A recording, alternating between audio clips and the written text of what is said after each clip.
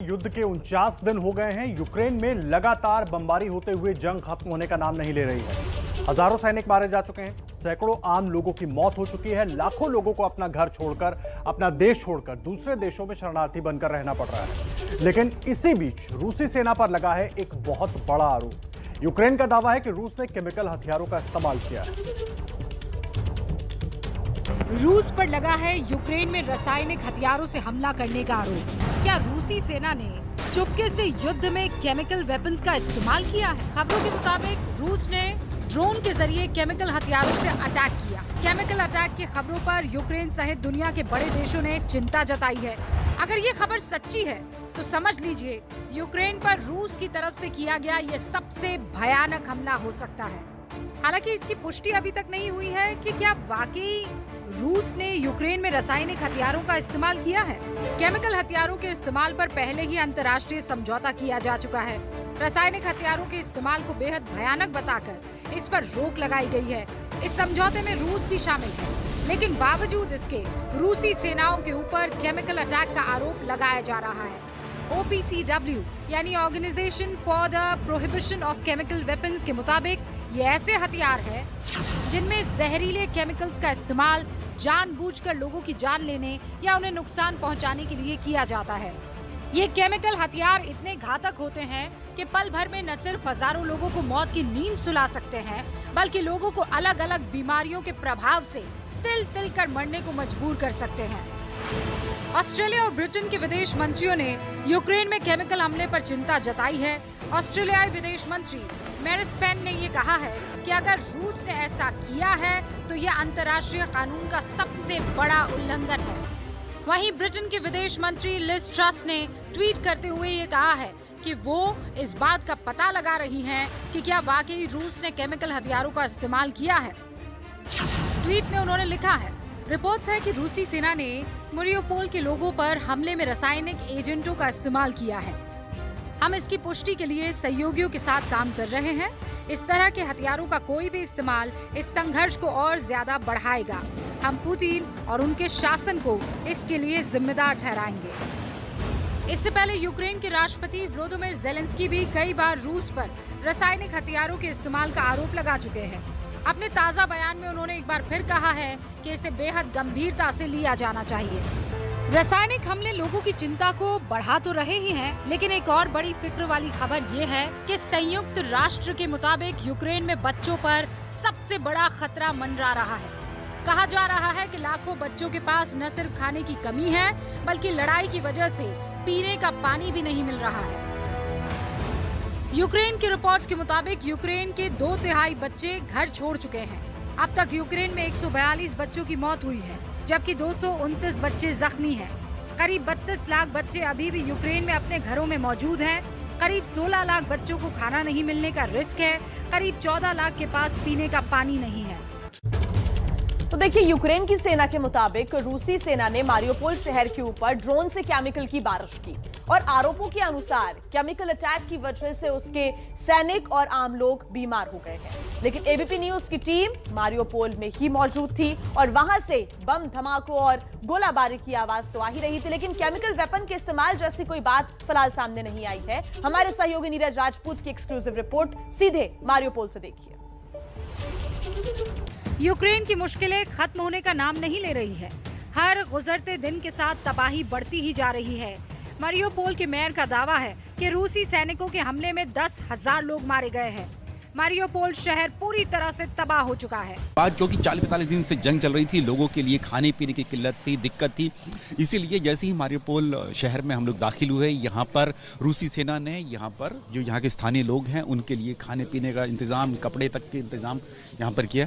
ये हम लोग देख रहे हैं कि जेड गाड़ी जो रूसी सेना की है और उनके जो सैनिक हैं यहाँ पर, जो महिला सैनिक भी हैं, वो सभी जो स्थानीय लोग हैं उनको खाने पीने का सामान यहाँ पर ये पॉलीथीन बैग्स में दे रहे हैं। कपड़े तक भी यहाँ पर हैं और जहाँ तक नज़र जाएगी, देखिए ये लाइन देखिए कितनी लंबी लाइन है यहाँ पर। ये देखिए यहाँ से शुरू होके और ये यहाँ से जा रही है इतनी दूर तक। ये तस्वीरें रूसी रक्षा मंत्रालय द्वारा जारी की गई है। दावा किया गया है कि मारियोपोल के स्टील प्लांट में मौजूद करीब 100 जवान निकलने की कोशिश कर रहे थे, लेकिन रूसी सैनिकों ने हमला कर उन्हें ऐसा करने से रोक दिया। मारियोपोल में शायद ही कोई इमारत ऐसी बची हो जो सही सलामत नजर आ रही हो। हर तरफ बर्बाद हुई इमारतें और उनका मलबा है। पूरा शहर जहाँ जैसे ही हमने एंटर किया इस मारियोपोल शहर में, पूरा ये बर्बाद हो चुका है। यहाँ पर देखेंगे तो बिल्डिंग देखिए, पूरी पीछे देखेंगे पूरी बिल्डिंग जो है, पूरी जो है जिस पर मिसाइल के अटैक हुए हैं, ये यहाँ पर इस जगह पर। और ये जो गड्ढे आप जो देख रहे हैं, गड्ढे भी, ये गड्ढे जो है ये कोई आम गड्ढे नहीं है, ये सब बम यहाँ पर आकर गिरे हैं, मिसाइल आकर गिरी, जो कि यहाँ पर रूसी सेना की और जो दोनेत्स्क मिलिशिया है उसकी यहाँ पर चेक पोस्ट है, उसके ये निशान यहाँ पर है। जब हम लोग यहाँ पर पहुँचे हैं तो हमें भी ये हिदायत दी गई कि बिल्कुल सावधानी बरतती हैं। अभी जंग जरूर खत्म हो चुकी है, लेकिन मिसाइल कहीं से भी यहाँ आकर गिर सकती है, या फिर यूएवी यानी कि ड्रोन से भी अटैक यहाँ पर हो सकता है, इसलिए हमें बहुत संभल कर रहना है। रूसी सेना का हमला लगातार जारी है। हमले का एक और वीडियो सामने आया है जिसमें रूसी एयर डिफेंस सिस्टम ने यूक्रेन के ड्रोन को मार गिराया है। दावे के मुताबिक ये टर्की से लिया गया बायरक्टर TB2 ड्रोन था, जिसे ब्लैक सी के ऊपर मारा गया है। यूक्रेन और रूस की जंग फिलहाल खत्म होती तो नहीं दिख रही है। रूस के राष्ट्रपति व्लादिमीर पुतिन बेलारूस के राष्ट्रपति अलेक्जेंडर लुकाशेंको से मुलाकात कर चुके हैं। मीटिंग के बाद पुतिन ने जो बयान दिया उससे साफ जाहिर होता है कि यूक्रेन पर हमला अभी रुकने वाला नहीं। साफ है, यूक्रेन ने पिछले कुछ वक्त में जिस तरह से नाटो संगठन में शामिल होने के संकेत दिए, उसे रूस ने बड़ा खतरा माना है और आखिरकार उसने यूक्रेन पर हमला कर ही दिया। जंग के करीब 50 दिन होने वाले हैं और यूक्रेन करीब तबाह हो चुका है। तो मारियोपोल में क्या हालात है, आपने इस ग्राउंड रिपोर्ट में देखा। वहीं युद्ध को लेकर एक बड़ी खबर आपको बता दें, अमेरिकी राष्ट्रपति जो बाइडेन ने यूक्रेन में रूस की कार्रवाई को नरसंहार कहा है। बाइडेन ने कहा है कि पुतिन जो कर रहे हैं उसके सबूत दुनिया के सामने हैं। इस वक्त की बड़ी खबर आपको बता रहे हैं, अमेरिकी राष्ट्रपति जो बाइडेन ने यूक्रेन में रूस की कार्रवाई को नरसंहार करार दिया है और कहा है कि जो पुतिन कर रहे हैं उसके सबूत दुनिया के सामने हैं। तो किस तरीके से नरसंहार हुआ है उसके सबूत दुनिया के सामने हैं। खबरें लगातार नमस्ते भारत में जारी हैं। देखिए, इस बीच गोरखपुर हमले को लेकर बड़ी खबर आ रही है और सूत्रों के मुताबिक आरोपी मुर्तजा के कमरे से एटीएस ने एक डोंगल बरामद किया है और सोमवार की रात मुर्तजा के कमरे की तलाशी के दौरान ये डोंगल बरामद किया गया। अलमारी में डोंगल को छिपा कर रखा गया था। आईपी एड्रेस के जरिए विदेशी कनेक्शन तलाशने की कोशिश हो रही है और सूत्रों के मुताबिक गोरखपुर में मुर्तजा से पूछताछ हो रही है। डोंगल मुर्तजा के कमरे से बरामद किया गया था। डोंगल के जरिए विदेशी कनेक्शन तलाशने की कोशिश हो रही है। संजय त्रिपाठी हमारे सहयोगी जुड़ गए हमारे साथ। संजय, डोंगल बरामद हुआ है, इसको लेकर पूरी जानकारी क्या मिल पा रही है? इससे जुड़ा कुछ और आगे कुछ बात निकल पाई है अभी तक? आदर्श 16 अप्रैल तक की पुलिस कस्टडी रिमांड स्वीकृत करी कोर्ट ने और उसके बाद लेकर के मुर्तजा को एटीएस की टीमें अलग अलग जगहों पर जा रही हैं। उसके घर पर भी छापेमारी हुई थी क्योंकि जो लगातार पूछताछ मुर्तजा से हुई है उसमें कई सारी जानकारियां मिली हैं, कई सारे कॉन्टेक्स्ट के बारे में पता चला है। ये भी मालूम चला था कि जो इंटरनेट वो इस्तेमाल करता था, जिनके जरिए वो कट्टरपंथी वेबसाइट्स पर जाता था, कुछ लोगों के वीडियोस देखता था, कुछ टेररिस्ट की वेबसाइट पर जाता था, तो उन सारी ये जो जानकारियां हैं ये इंटरनेट प्रोटोकॉल आईपी एड्रेस के जरिए मिलेंगी और वो जो डोंगल है जिसका इस्तेमाल ये इंटरनेट में करता था वो घर से उससे बरामद किया है और उसकी छानबीन के लिए उसको आगे भेजा गया है जो एक्सपर्ट्स है उनके पास। और ये भी पता चला है कि जो मदरसे जहाँ पर ये मुर्तजा जाता था, नेपाल, आपको याद होगा कि जब ये नेपाल गया था तो उसके पहले भी महाराजगंज के मदरसों में ये गया था, तो उन मदरसों में भी लेकर के एटीएस की टीमें इसको गई हैं और वहाँ भी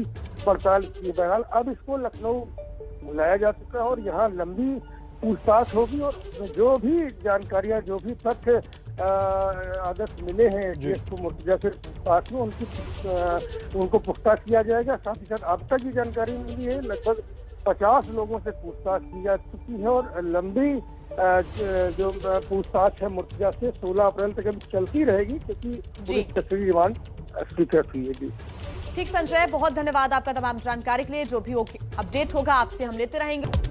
फटाफट खबरों के बाद अब खबरें विस्तार से आपको दिखा देते हैं। बात करते हैं अमेरिका में हुई फायरिंग की। देखिए, इसी तरह का ये एक सबवे स्टेशन था जहां पर मेट्रो स्टेशन पर फायरिंग हुई। तो न्यूयॉर्क मेट्रो हमले से जुड़ी बड़ी खबर आपको बता रहे हैं। हमले में कुल 23 लोग घायल हुए, 10 को गोली लगी जबकि 13 भगदड़ में घायल हो गए। अच्छी बात यह है कि किसी की हालत गंभीर नहीं है। 2 स्मोक ग्रेनेड ट्रेन के फ्लोर पर फेंके गए। तो न्यूयॉर्क मेट्रो में हमले से जुड़ी बड़ी खबर आपको बता रहे हैं। न्यूयॉर्क मेट्रो के इस हमले में 23 लोग जख्मी हुए, 10 लोगों को गोली लगी, 13 लोग भगदड़ में घायल हो गए। हमलावर ने 2 स्मोक ग्रेनेड फेंके थे, जिसके बाद ये पूरी अफरा तफरी हो गई। धुएं के बाद हमलावर ने 33 दफा गोलियां भी चलाई, जिसमें 3 महिलाओं समेत 10 लोग घायल हुए हैं। गैसोलीन भी यहां से मिली है, साथ ही कुछ घरेलू आतिशबाजी का बारूद भी बरामद हुआ है। तो ये बड़ी खबर आपको बता रहे हैं, तस्वीरें भी आप देख सकते हैं।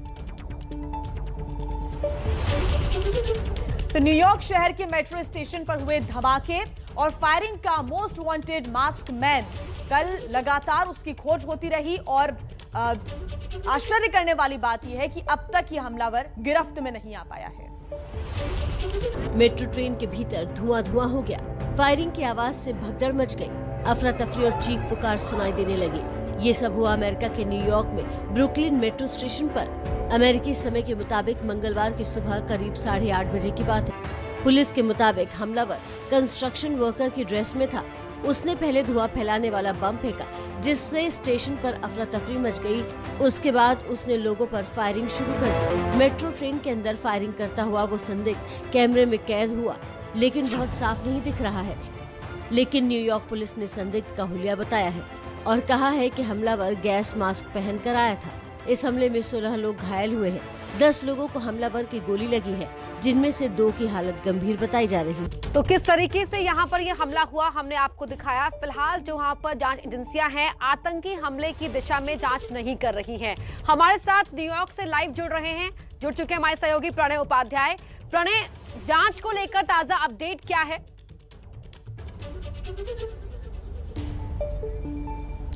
देखिए अपर्णा, मैं आपको बता दूं कि मैं इस वक्त जिस जगह पे खड़ा हूं ये न्यूयॉर्क का वही ब्रुकलिन का इलाका है, वही 36 स्ट्रीट है, जिसके ठीक नीचे, इस सड़क के नीचे जहां मैं खड़ा हूं वो सबवे स्टेशन है, जहां अब से करीब 12 घंटे पहले वो हादसा, वो घटना हुई थी जिसके अंदर स्मोक ग्रेनेड फेंक कर गोलीबारी की गई, जिसके अंदर करीब 23 लोग घायल हुए, 10 लोगों को गोली लगी है। लेकिन 12 घंटे बाद भी, इस घटना के 12 घंटे बाद भी अब तक उस हमलावर को, उस व्यक्ति को गिरफ्तार नहीं किया जा सका है जिसने इस घटना को अंजाम दिया। जो जानकारी मिल पाई है उसका हुलिया जारी किया गया है। करीब $50,000 का इनाम रखा गया है इस शख्स को का पता बताने वाले पे, इसे पकड़वाने वाले पे, लेकिन फिलहाल इसे पकड़ा नहीं जा सका है। और जहां तक इन्वेस्टिगेशन का सवाल है, जो हथियार हैं वो बरामद हुए हैं, इसके साथ साथ कुछ गैसोलीन बरामद किया गया है। साथ ही जो अभी तक का इन्वेस्टिगेशन है उसमें यह पता नहीं लग पाया है कि इसका मोटिव क्या था। लेकिन मैं अगर आपको बताऊं कि फिलहाल अब भी इस जगह पर इन्वेस्टिगेशन चल रहा है। न्यूयॉर्क पुलिस डिपार्टमेंट की जो क्राइम सीन यूनिट है वो यहां मौजूद है। इसके अलावा FBI की टीम्स इस समय पे यहां पे मौजूद हैं और यही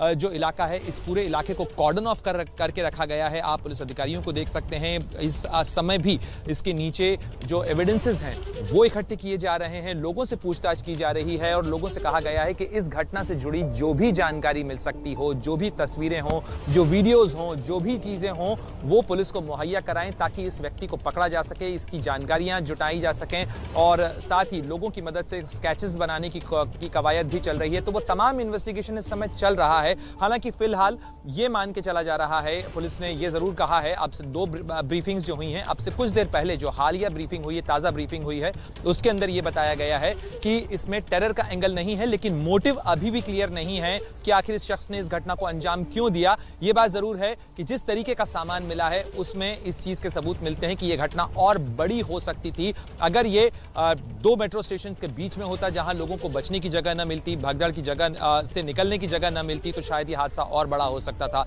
अगर उसकी पिस्टल जाम नहीं हुई होती तो यह घटना बहुत बड़ी हो सकती थी। अगर वो गैसोलीन और बारूद के अंदर आग लगाने में कामयाब हो जाता तो यह घटना और बड़ी हो सकती थी, क्योंकि वो तैयारी से ज्यादा आया था और साथ ही जिस तरीके से वो शख्स बच निकलने में कामयाब हुआ, उससे और भी सवाल खड़े होते हैं कि इस घटना को अंजाम देने के बावजूद वो शख्स बच निकलने में कैसे कामयाब हुआ। तो ये तमाम जो एंगल हैं उससे जांच हो रही है, साथ ही इस चीज की भी पड़ताल की जा रही है कि कहीं इसके साथ कुछ और लोग भी तो इस साजिश के अंदर शामिल नहीं थे। जी बिल्कुल प्रणय, तो प्री प्लान ये पूरा हमला नजर आया। जरा ब्रुकलिन के बारे में बताएं, इस पूरे इलाके की जो ज्योग्राफी डेमोग्राफी है वो किस तरह की है? कहा जाता है बड़ी संख्या में भारतीय भी यहाँ पर रहते हैं। बिल्कुल, यहाँ पे काफी संख्या में भारतीय ब्रुकलिन के अंदर रहते हैं। ये सबर्ब का इलाका है, न्यूयॉर्क से सटा हुआ है, ब्रुकलिन का इलाका, न्यूयॉर्क का ही का इलाका कहा जाता है ये, लेकिन ये सबर्बन एरिया है और यहाँ पर बड़ी संख्या में लोग रहते हैं, जो खासतौर पर भारतीय आबादी की अगर हम बात करें, या जो हिस्पैनिक आबादी है, या बांग्लादेशी आबादी है, नेपाली हैं, इस तरीके से बहुत सारे साउथ एशियन आबादी भी इस पूरे इलाके के अंदर, ब्रुकलिन के इलाके में काफ़ी है। और अगर मैं आपको बताऊँ तो जिस जगह पर हम खड़े हैं, आप ये देखिए स्कूल का बोर्ड लग रहा है, यानी यहाँ से नजदीक में ही स्कूल है। जिस जगह पे इस घटना को अंजाम दिया गया, उस 36 स्ट्रीट के सबवे स्टेशन पे जहां ये घटना हुई, वहां से नजदीक में स्कूल है। हालांकि तत्काल स्कूल को बंद कर दिया गया और ये स्कूल संभवतः अब कल खुलेंगे, लेकिन फिलहाल अभी भी यहां पर इन्वेस्टिगेशन जारी है और इस पूरे इलाके को फिलहाल अब भी 12 घंटे बाद भी, जब तक कि इन्वेस्टिगेशन कंप्लीट नहीं होता, फिलहाल यहां पर जो येलो रिबन है, क्राइम सीन येलो रिबन्स हैं, वो देखी जा सकती हैं। इस तरीके से जो बैरिकेडिंग है वो लगाई गई है, साथ ही पुलिस के जो अधिकारी हैं वो यहां पर तैनात हैं और जो न्यूयॉर्क पुलिस डिपार्टमेंट की टीम्स हैं वो अब भी इस जगह पर मौजूद हैं, यहां पर तैनात हैं। और इसके साथ साथ FBI की टीम्स जो हैं वो भी यहां पर मौजूद हैं। क्राइम सीन के हर फोटोग्राफ को जमा किया जा रहा है, इलेक्ट्रॉनिक सर्वेलेंस जो है वो किया गया है, उस जो इलेक्ट्रॉनिक एविडेंसेस हैं, CCTV फुटेज है।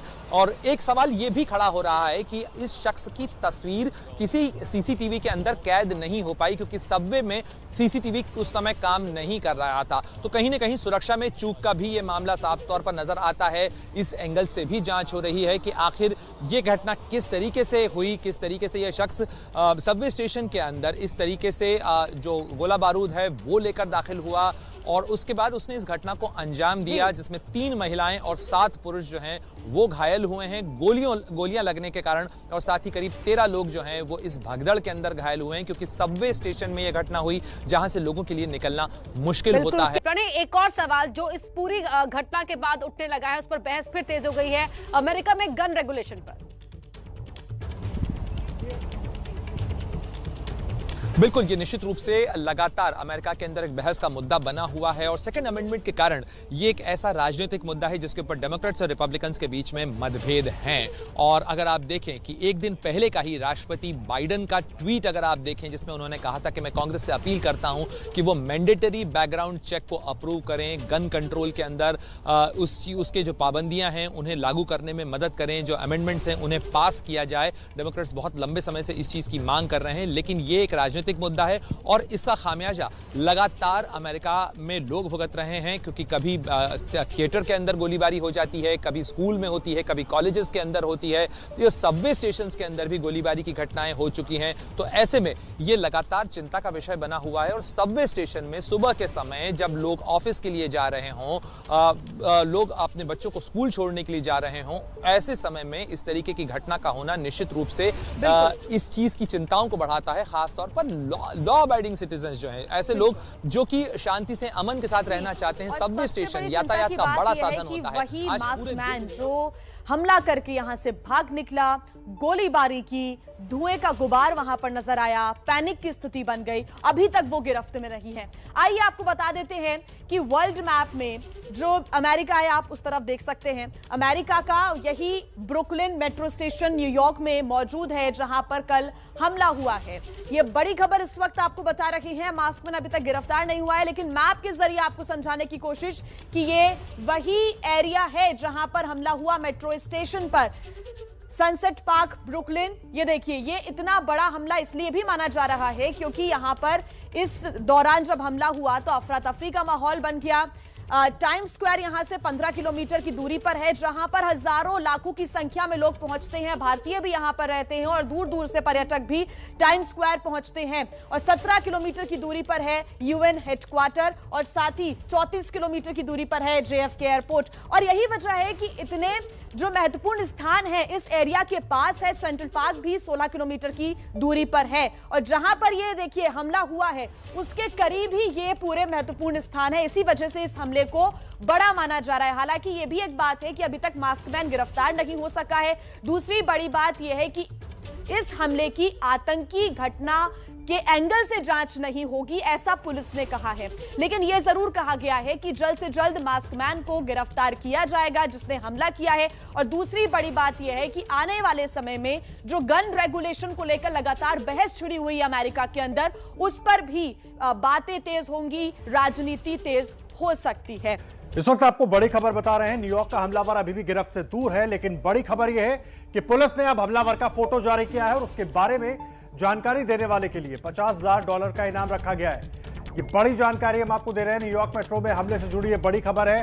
पुलिस की गिरफ्त से अभी दूर है हमलावर, लेकिन अब पुलिस की तरफ से हमलावर का फोटो जारी किया गया है और उसकी जानकारी देने वाले को $50,000 का इनाम देने की बात कही गई है। बड़ी जानकारी इस वक्त हम आपको दे रहे हैं। कल न्यूयॉर्क में हमलावर ने हमला किया था मेट्रो के अंदर, सबवे के अंदर, जिसके बाद अफरा तफरी मच गई थी। हालांकि आतंकी घटना से जरूर इनकार किया गया है, लेकिन हमलावर अभी भी गिरफ्त से दूर है, इसीलिए अब फोटो जारी करके इनाम का ऐलान किया गया है। और अब खबर रूस यूक्रेन जंग से जुड़ी हुई, जहां से रूसी हमले का एक भयानक वीडियो सामने आया है और ऐसा दावा किया जा रहा है कि रूस के सीधे हमले की चपेट में यूक्रेन के कई जवान आ गए। हालांकि ये तस्वीरें कहां की हैं और कब की हैं ये अभी तक साफ नहीं हो पाया है, लेकिन ये वीडियो सामने आया है जो कि हैरान कर देने वाला है। हमले की जगह की हालांकि जानकारी नहीं है, वीडियो सामने आया जो कि दहशत फैलाने वाला ये वीडियो। भयानक तस्वीरें लगातार यूक्रेन से सामने आ रही हैं और ऐसा दावा किया जा रहा है कि रूस के सीधे हमले की चपेट में यूक्रेन के कई जवान आ गए। तस्वीरें आपको हम दिखा रहे हैं इस वक्त। रूसी हमले का एक भयानक वीडियो सामने आया और ऐसा दावा किया जा रहा है कि रूस के सीधे हमले की चपेट में यूक्रेन के कई जवान आ गए हैं।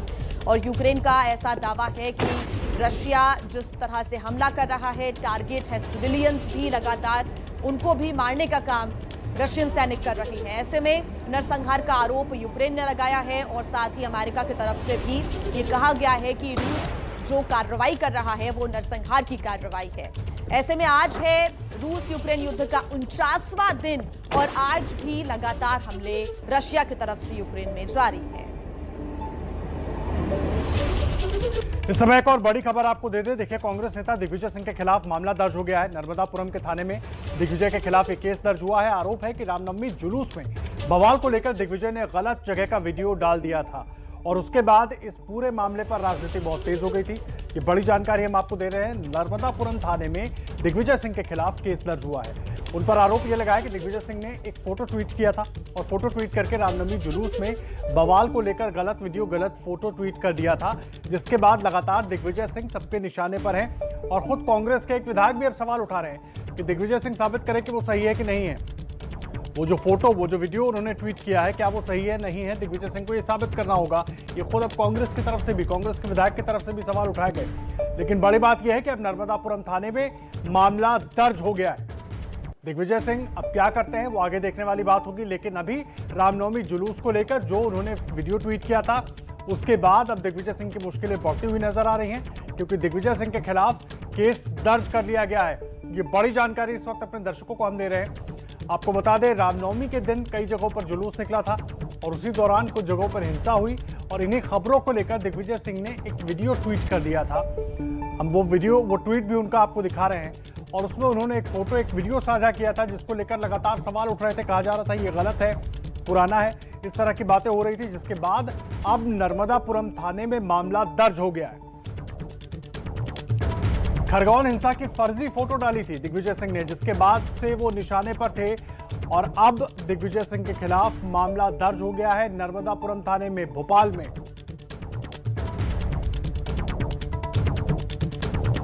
बड़ी जानकारी हम आपको दे रहे हैं। कांग्रेस नेता दिग्विजय सिंह के खिलाफ मामला दर्ज हो गया है। रामनवमी के दिन खरगोन में हिंसा हुई थी और उसी हिंसा को लेकर दिग्विजय सिंह ने एक गलत फोटो ट्वीट किया था। गलत वीडियो ट्वीट किया था, जिसको लेकर लगातार दिग्विजय सिंह निशाने पर थे, राजनीति हो रही थी और अब मामला दर्ज हो गया है। ब्रजेश राजपूत हमारे साथ जुड़ गए, हमारे सहयोगी। ब्रजेश, क्या मिल रही है पूरी जानकारी?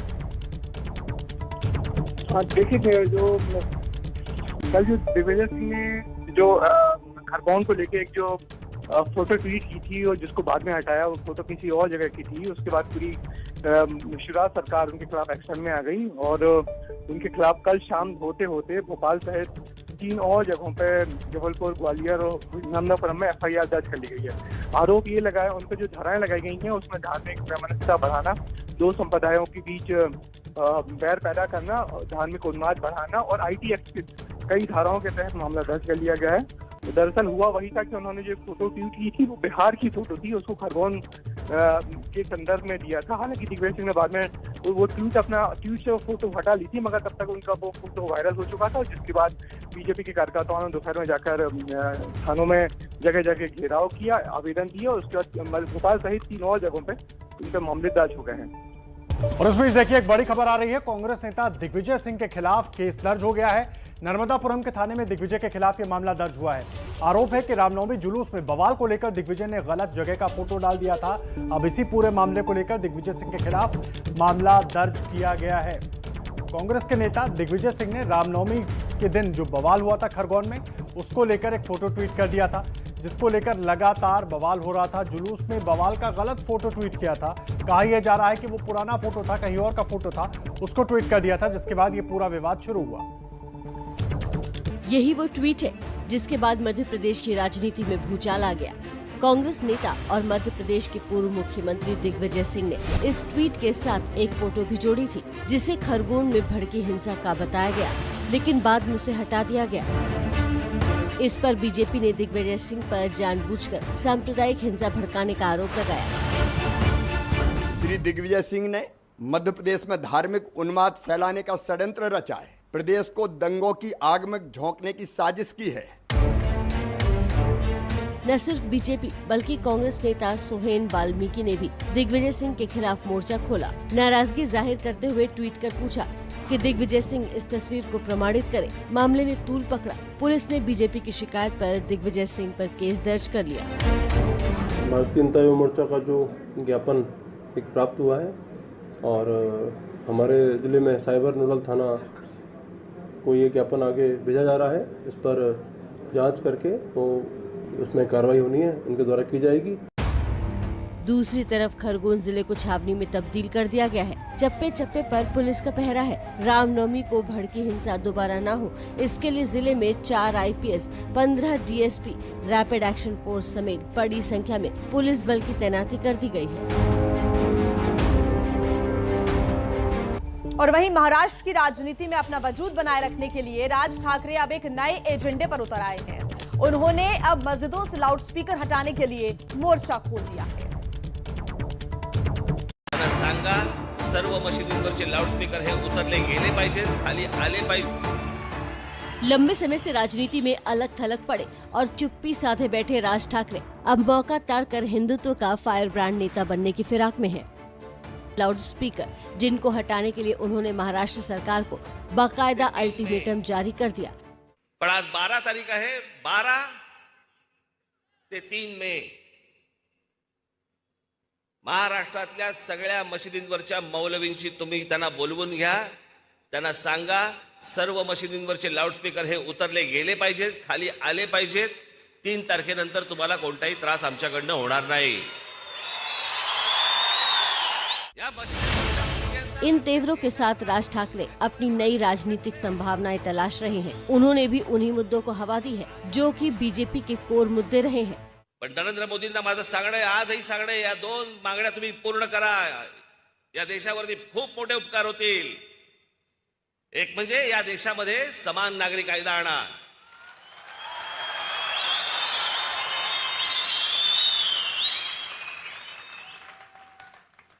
आणि दुसरं म्हणजे या देशातल्या लोकसंख्येवरती पहिल्यांदा नियंत्रण आणता येईल असा कायदा आणा। ये वही राज ठाकरे हैं जो 2019 के चुनाव से पहले पीएम मोदी और बीजेपी पर हमला बोलते थे, लेकिन बाद में ईडी का नोटिस आने के बाद उनके सुर बदल गए। अब तो महाराष्ट्र में बीजेपी और शिवसेना के बीच चल रही सियासी दुश्मनी ने राज ठाकरे के लिए नई संभावनाएं जगाई हैं। और अब बात उत्तर प्रदेश की, जहां भूमाफियाओं पर कार्रवाई का सिलसिला लगातार जारी है। इस दौरान अलग अलग शहरों में बुलडोजर के जरिए कब्जे की जमीनों को खाली कराया गया। भूमाफिया और अपराधियों के खिलाफ यूपी सरकार एक्शन में है। यूपी के अलग अलग शहरों में बुलडोजर के जरिए अवैध कब्जा हटाने का काम जोरों पर चल रहा है।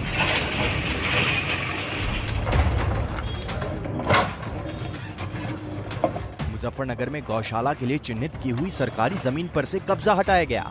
जमीन पर कब्जा शाहनवाज और जकुल्ला नाम के 2 शख्स ने किया था। दोनों ही हिस्ट्री शीटर अपराधी हैं।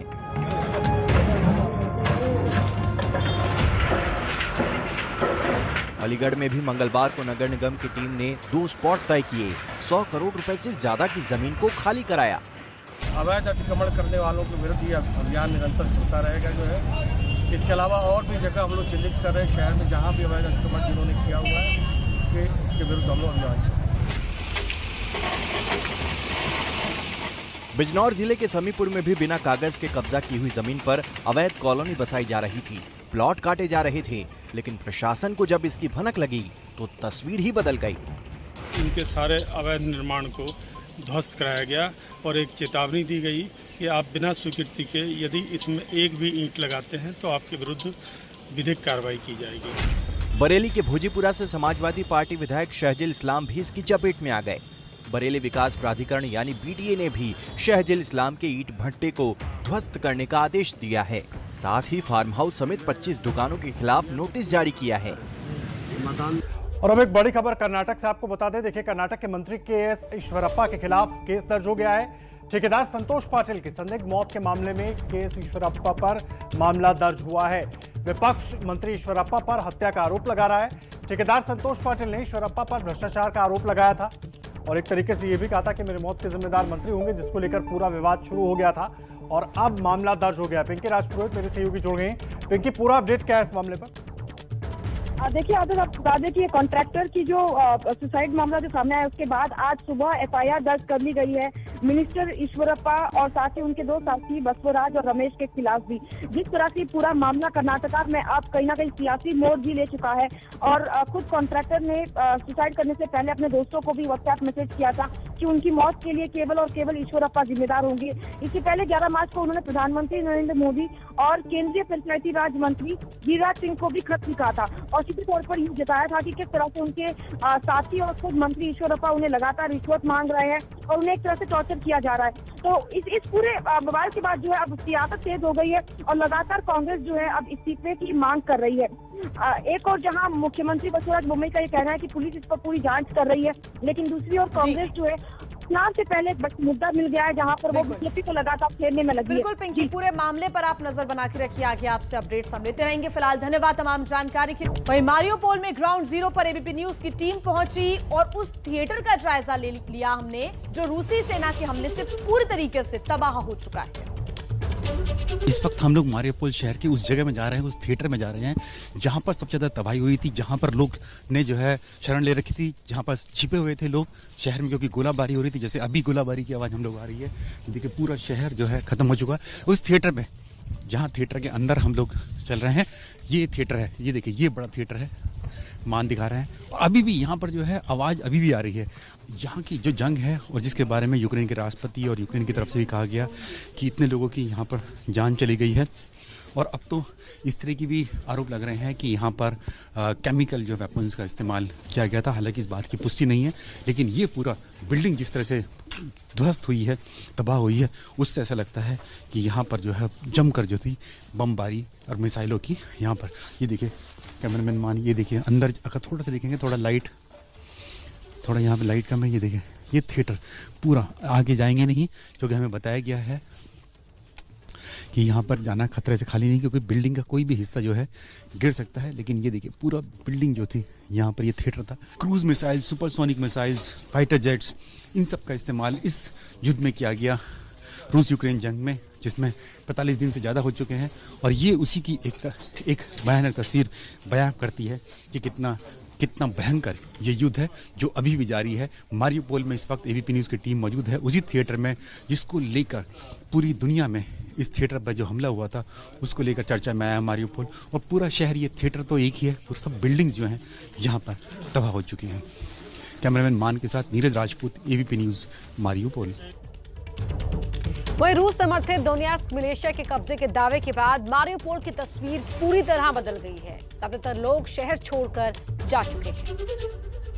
मारियोपोल में पिछले 40-45 दिन से जंग चल रही थी और अब जाके जो दोनेत्स्क जो मिलिशिया है, जो रूस समर्थित दोनेत्स्क मिलिशिया है, उसने कहा कि पूरे इस इलाके में, मारियोपोल शहर में उसका कब्जा हो गया है। और अब इस कब्जा होने के बाद, क्योंकि 40-45 दिन से जंग चल रही थी, लोगों के लिए खाने पीने की किल्लत थी, दिक्कत थी, इसीलिए जैसे ही मारियोपोल शहर में हम लोग दाखिल हुए, यहाँ पर रूसी सेना ने यहाँ पर जो यहाँ के स्थानीय लोग हैं उनके लिए खाने पीने का इंतज़ाम, कपड़े तक के इंतज़ाम यहाँ पर किया। ये हम लोग देख रहे हैं कि जेड गाड़ी जो रूसी सेना की है और उनके जो सैनिक हैं, यहाँ पर जो महिला सैनिक भी हैं, वो सभी जो स्थानीय लोग हैं उनको खाने पीने का सामान यहाँ पर ये पॉलीथीन बैग्स में दे रहे हैं। कपड़े तक भी यहाँ पर हैं और जहाँ तक नज़र जाएगी, देखिए ये लाइन देखिए कितनी लंबी लाइन है यहाँ पर। जब हम लोग यहाँ पर पहुँचे हैं तो हमें भी ये हिदायत दी गई कि बिल्कुल सावधानी बरतती हैं। अभी जंग जरूर खत्म हो चुकी है, लेकिन मिसाइल कहीं से भी यहाँ आकर गिर सकती है या फिर यूएवी यानी कि ड्रोन से भी अटैक यहाँ पर हो सकता है, इसलिए हमें बहुत संभल कर रहना है और उसके लिए हमें बिल्कुल सतर्क रहना पड़ेगा। और हमें इंस्ट्रक्शन दी गई थी कि अगर हम अपने रिस्क पे ही यहाँ मारियोपोल शहर में आ सकते हैं, नहीं तो हम इस शहर में दाखिल ना हो। लेकिन हम एबीपी न्यूज़, मैं और कैमरामैन मान यहाँ पर पहुँचे हैं ये दिखाने के लिए कि दुनिया में जो इस वक्त सबसे भयंकर जंग चल रही है वो यहाँ डॉनबास इलाके में, दोनेत्स्क के मारियोपोल इलाके में। कैमरामैन मान के साथ Neeraj Rajput, ABP news, Mariupol. Ukraine की राजधानी कीव पहुंची एबीपी न्यूज की टीम, जहां छावनी में तब्दील हो चुके कीव का दिल कहे जाने वाले इंडिपेंडेंस स्क्वायर पर क्या हालात हैं, बता रहे हैं हमारे सहयोगी मृत्युंजय सिंह। यूक्रेन की राजधानी कीव में जिस जगह पर हम मौजूद है, इसका बहुत ही ऐतिहासिक और सांकेतिक महत्व है। इस जगह को कीव का इंडिपेंडेंस स्क्वायर कहा जाता है।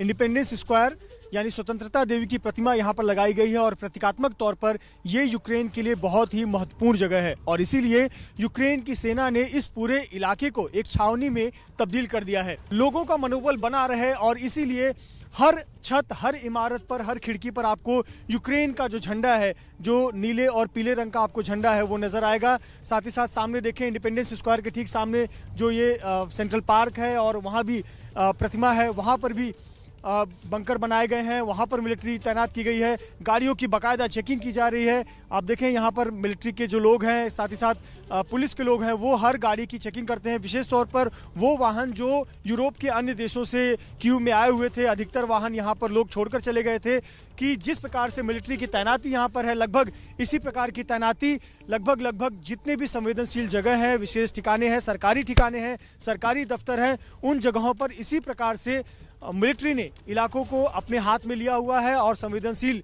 इलाकों की सुरक्षा कड़ी कर दी है। कैमरामैन आसिफ खान के साथ Mrityunjay Singh, ABP news, Kyiv, Ukraine. और बात पाकिस्तान की कर लेते हैं। पाकिस्तान में सत्ता संभालते ही शहबाज शरीफ ने सबसे पहला तोहफा दिया अपने बड़े भाई नवाज शरीफ को। अब नवाज शरीफ की पाकिस्तान वापसी का रास्ता साफ हो गया है। ऐसा लग रहा है कि अपने वतन से हजारों किलोमीटर दूर लंदन में बैठे नवाज शरीफ के अच्छे दिन आ गए हैं। पाकिस्तान का प्रधानमंत्री बनते ही उनके छोटे भाई शहबाज शरीफ ने जो पहला अहम फैसला किया, उसमें पूर्व पीएम नवाज शरीफ को तत्काल डिप्लोमेटिक पासपोर्ट जारी करने का आदेश दिया है। नवाज शरीफ का पासपोर्ट पिछले साल 16 फरवरी को रद्द कर दिया गया था। अब वो डिप्लोमेटिक पासपोर्ट पर ईद के बाद पाकिस्तान वापस लौट सकते हैं। साबिक वज़ीर-ए-आज़म नवाज शरीफ और साबिक वज़ीर खजाना इसहाक डार की वतन वापसी का जो है वो सफर का आगाज हुआ जाता है और उस सिलसिले में जो सबसे पहली कड़ी है उनके पासपोर्ट जो है उसकी तजदीद करवाने का फैसला किया गया है, क्योंकि नवाज शरीफ की जो पासपोर्ट की मियाद थी वो भी खत्म हो चुकी थी। नवाज शरीफ के साथ ही उनके करीबी पाकिस्तान के पूर्व वित्त मंत्री इशाक डार को भी पासपोर्ट जारी होगा, लेकिन उन्हें डिप्लोमेटिक पासपोर्ट नहीं बल्कि नॉर्मल पासपोर्ट जारी किया जाएगा। शहबाज शरीफ ने अपने बड़े भाई नवाज शरीफ के लिए लंदन स्थित पाकिस्तानी उच्चायुक्त से डिप्लोमेटिक पासपोर्ट जारी करने को कहा है। हालांकि कोर्ट से तय हुई सजा की वजह से नवाज को लंदन से लौटते ही सीधे जेल जाना होगा। और अब बात कर लेते हैं श्रीलंका की। श्रीलंका को आर्थिक संकट से उबारने के लिए भारत लगातार मदद कर रहा है। चावल की एक बड़ी खेप जब कोलंबो पहुंची तो श्रीलंका की सरकार ने भारत सरकार का शुक्रिया अदा किया।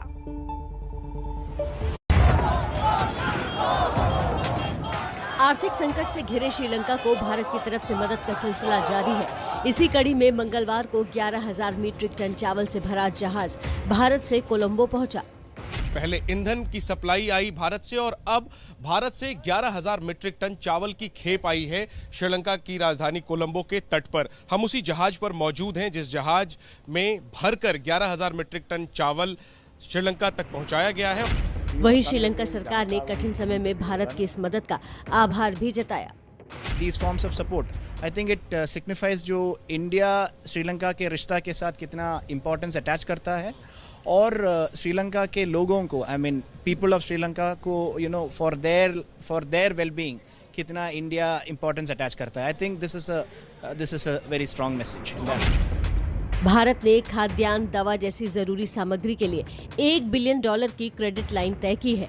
बीते 2 दिनों में ही 16,000 मीट्रिक टन चावल की खेप श्रीलंका पहुंच चुकी है। भारत ने डीजल, पेट्रोल, एविएशन फ्यूल के लिए $500 मिलियन का क्रेडिट लाइन दिया है। श्रीलंकाई रुपए की हालत सुधारने के लिए $400 मिलियन करेंसी स्वैप और $500 मिलियन का सहयोग भी भारत की तरफ से किया गया है। चीन के कर्ज जाल में फंसे श्रीलंका को मदद पहुंचाने वाला भारत पहला देश है। कोलंबो से संवाददाता जैनेंद्र कुमार की रिपोर्ट। एक वीडियो वायरल हुआ था और इस वीडियो में एक मां अपने 9 महीने की बच्ची के साथ हैवानियत करती नजर आई थी और इस महिला को अब गिरफ्तार कर लिया गया है। तो वायरल वीडियो में दिख रहा है कि अपने 9 महीने की बच्ची का रोना इस महिला को इतना नागवार गुजरा कि उसने बेरहमी से मासूम की पिटाई की। वीडियो वायरल हुआ और वो वीडियो भी देखिए, विचलित कर देने वाला ये वीडियो है। एक महिला अपने 9 महीने की बच्ची के साथ ऐसा व्यवहार करती हुई नजर आ रही है, बेरहमी से पीटती हुई नजर आ रही है और गोदी से उठाकर उसको फेंकती हुई नजर आ रही है। ये वीडियो वायरल हुआ और इस वीडियो के वायरल होने के बाद अब इस महिला की गिरफ्तारी हो चुकी है।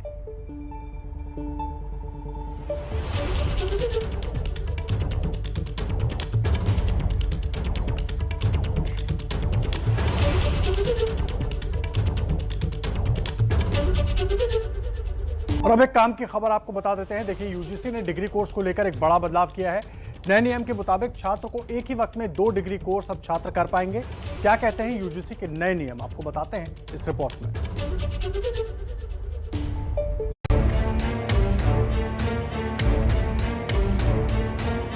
छात्रों के लिए खुशखबरी है। यूजीसी ने ऐलान किया है कि अब छात्र एक साथ एक ही वक्त में एक ही कॉलेज से 2 डिग्रियों की पढ़ाई कर सकेंगे। अगर छात्र चाहें तो 2 अलग-अलग यूनिवर्सिटी या इंस्टीट्यूट से भी 2 डिग्री कोर्स एक साथ कर सकेंगे। इसके लिए यूजीसी जल्द ही गाइडलाइंस जारी करेगा। दरअसल केंद्र सरकार की नई राष्ट्रीय शिक्षा नीति के मुताबिक छात्रों में स्किल डेवलपमेंट के लिए नए प्रयास होने चाहिए, जिसे लेकर अब यूजीसी ने डिग्री कोर्स के नए पैटर्न पर काम किया है। अब एक साथ फुल टाइम 2 डिग्री कोर्स किए जा सकते हैं। एक ही यूनिवर्सिटी या फिर अलग अलग संस्थाओं से डिग्री कोर्स कर सकेंगे। छात्रों को ऑनलाइन और ऑफलाइन पढ़ाई के दोनों ही विकल्प मिलेंगे।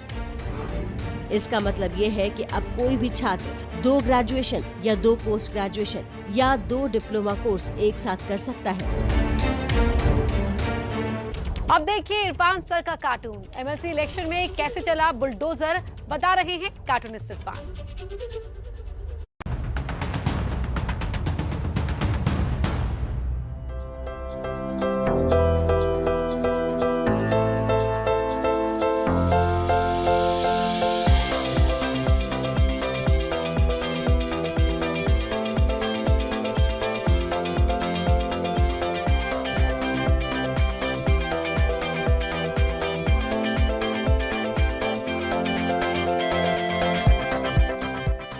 यूपी में बुलडोजर का काम जारी है।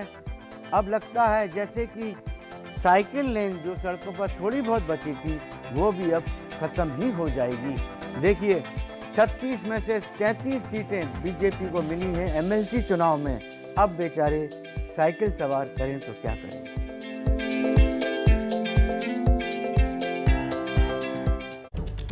एबीपी न्यूज पर खबरों का सिलसिला लगातार जारी रहेगा। फिलहाल आज के सफर में नमस्ते भारत के इतना।